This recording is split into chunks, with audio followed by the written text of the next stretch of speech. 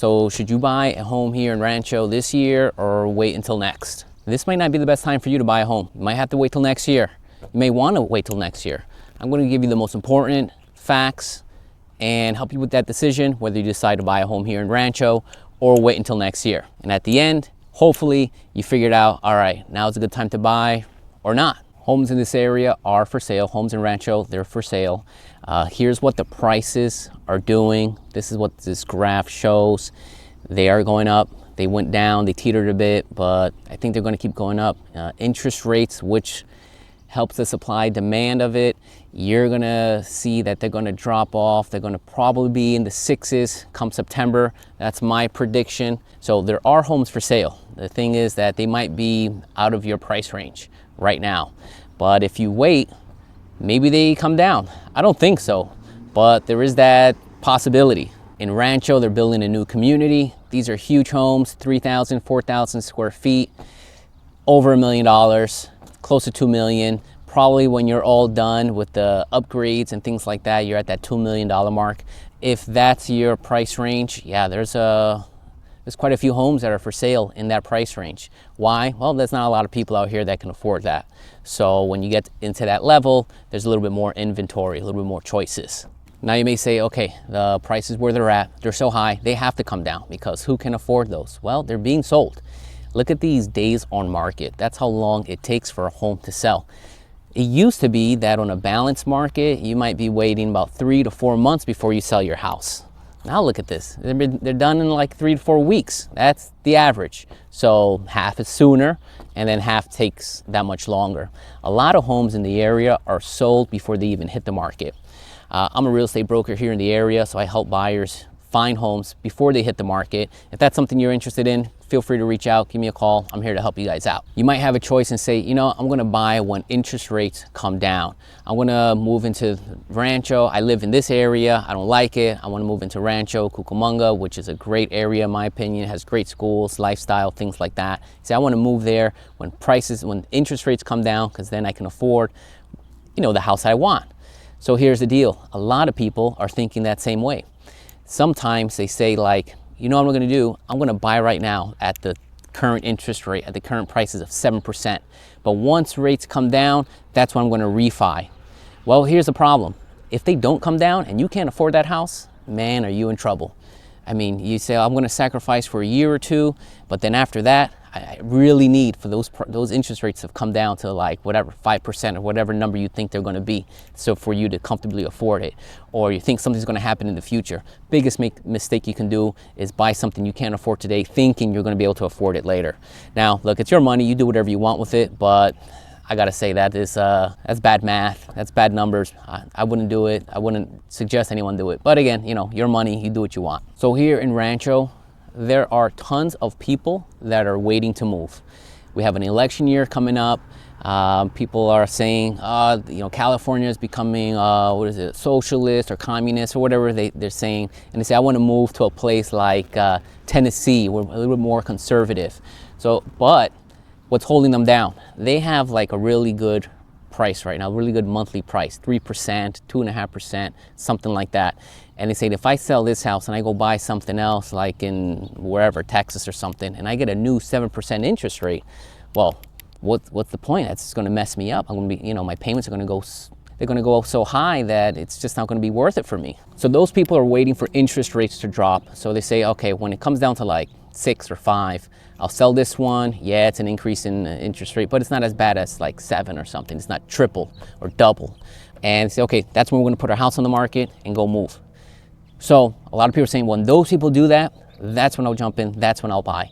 So they're saying when they flood the market with all these homes, man, prices are going to drop. Yeah, I don't think that's going to happen. Not this year. I don't even think next year. 3 years, well, that's too much for my crystal ball to even guess. But again, I could be wrong. I've been wrong in the past, so who knows? Now, maybe Rancho's not the area for you and you want to know what's going on in the rest of the communities around here. Well, subscribe to this channel. If you like what I have to say, hit the like button. That really helps. And check out those other videos because I go over different communities like Chino and Ontario, Upland, Claremont, everything around here. I'll go over what's going on with the homes and what's it like to live there. You can check those videos out as well.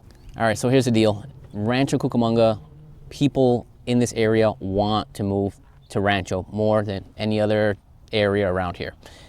I get more calls from people saying, I want to live in Rancho than they say, I want to live in Fontana. They say, if they call and say, I want to live in Fontana, it's because they go, well, I would love to live in Rancho, but you know, I probably could afford Fontana. This is a big city that people like to live in. Why is that? Well, the schools, in my opinion, are top notch. I mean, greatschools.com rates the high schools, 2 of them, 9 out of 10, the other one like 8 out of 10. The communities, a lot of them are like newer, like, you know, built 20 years ago, so like manicured lawns and things like that. It's centrally located, but the surrounding cities are also centrally located, you know, because they're all butt up against each other. So let me show you where Rancho is on the map.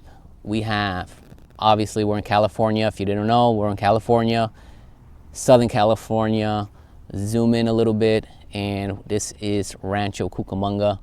You have some major highways around here. The good part is that you're close to like the beaches, the mountains. This is what we all tell everybody. You're close to the beach, you're close to the mountains, you're close to the airport, and then you can fly out to wherever you want to go. It's an hour flight from Ontario to Vegas, so a 15-minute drive to the airport, and you know, you take an hour flight to Vegas and you're there. So yeah, the location, a lot of benefits. The views of this place, really great. The higher up you go towards the mountains, the better the views, but also the higher the price. So that's something we're paying extra for.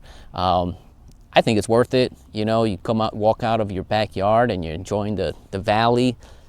At night, it's really beautiful.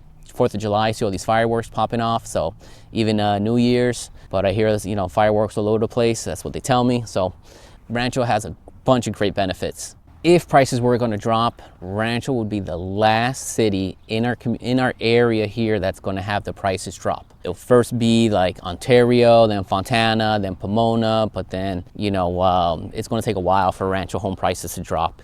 You know, along with Claremont, these are places that people they want to move to, so it's going to maintain that value.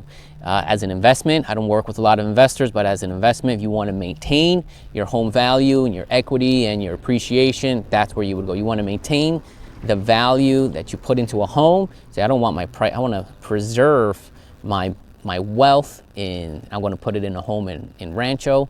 Yeah, in my opinion, I think that it's a good bet.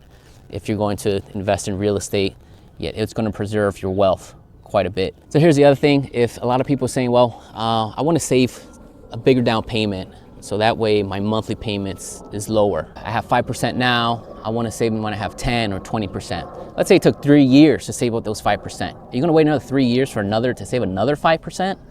What's going to happen to home prices in those 3 years? What if they go up more than 5%? Then what you do, you're just running around in circles. You're not really doing much. I think saving for a down payment is important, but to save more, to say like I want to get into that 10, 15, 20% range, when I have 20%, I'll really do it. Man, you're going to be chasing that, you're going to be chasing your tail for the most part, because the prices are going to, in my opinion, the prices are going to keep going up, which means that a down payment's going to keep going up, and you're just going to be having to, you know, spin your wheels. So check out these homes. If you were to buy today with the average, you know, let's say you have good credit and you get you know, the average mortgage rate that's going on right now, and you pay the price that they're asking, this is what your numbers are going to look like. If you can afford that, now's the time. If you say, I can't, well, all right then, well then that's a different story. You can't afford it, look for something else, look for something different. Maybe you go to a different community, maybe you go further south in Rancho where homes are a little bit older and a little bit cheaper.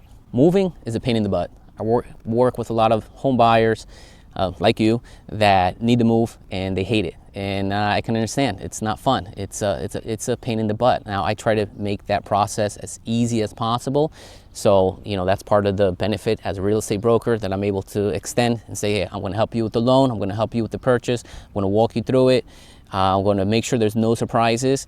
But it's a pain in the butt, and there's a reason why people do that. It's to increase their lifestyle. So you may be living in a scenario where it's really great, it's really comfortable, and you may say, well, now is not the time, so I'm going to wait and move. That's a good luxury to have. Sometimes you live in a scenario where you're like, yeah, I really don't like this neighborhood, I don't like the school my kid go to, I'm sharing a house with relatives.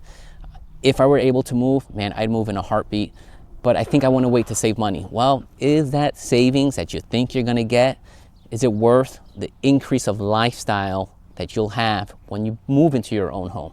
That's something that you got to decide. You're the boss on that. You decide if it's worth it or not. For a lot of people, buying a home, that's on their like top of the to-do list.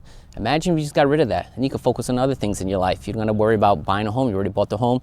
What you would have to focus on is fixing it up, because there are always like something to do. You can ask any homeowner, say, hey, what are you working on this year? And they're going to tell you, oh, I got to redo the driveway, or I think we need a new roof, or something like that. Oh, my water heater's acting weird. It's always something you have to do in a house, because nothing lasts forever. You got to maintain those things. If you're a homeowner, you already know that. But if you're renting, you just call the landlord and they do it for you. Well, you'll be the new landlord and you're going to have to fix all those things. But at least you don't have to spend your time looking for a home and dealing with that headache. You're already in a location you like. You're already in that school district you like. You made that move.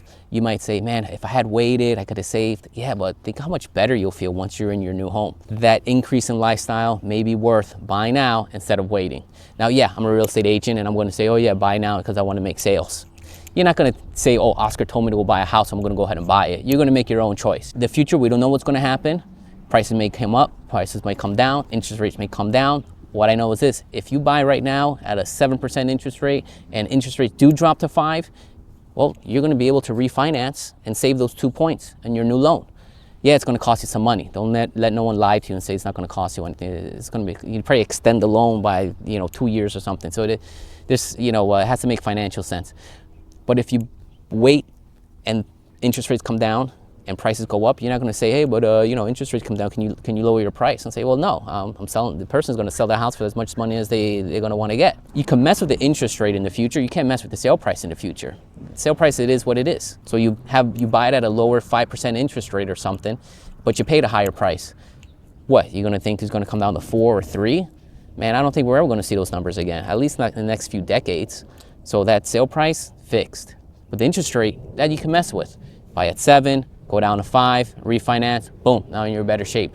Or buy it, stay at 7, don't refinance, make sure you can afford it. That's number one, make sure you can afford it. Now, if you want to find out what the worst homes you can buy, I did a video on the neighboring city in Ontario on which homes that a lot of people tell me they want to avoid. You can go ahead and check that one out. And if you want more info on any other city, or you're saying, Oscar, I'm moving, what should I do? This, that, whatever, give me a call. I'm able to help you guys out. Free advice, no problem, no cost, no obligation, right? And if if I could help you buy a house, great. If not, hey, that's cool too. So until then, I'll check you guys out.